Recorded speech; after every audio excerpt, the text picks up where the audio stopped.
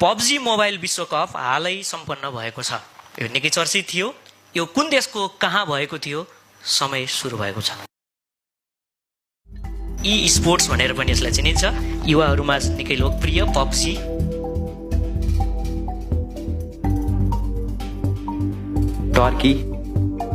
Turkey sure हुनुहुन्छ?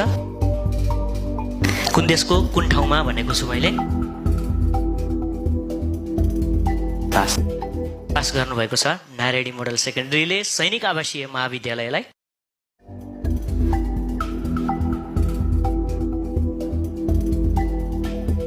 Singapore गलत जवाफ भएको छ। Nepal model secondary. इन्डोनेसियाको जकार्ता एकदमै सही जवाफ भएको छ। नेपाली टिमको बारेमा केही जानकारी छ यहाँलाई? नेपाली टिमको बारेमा केही जानकारी छ? प्रथम भएर 2 करोड 64 लाख रुपियाँ जितेको थियो। फेब्रुअरी 6 देखि 8 सम्म भएको थियो। प्रथम चाहिँ होइन, दोस्रो हुन सफल। डिआरएस, नेपालको डिआरएस टिम दोस्रो हुन सफल भएको थियो। करिब 2 करोड 64 लाख नगद पुरस्कार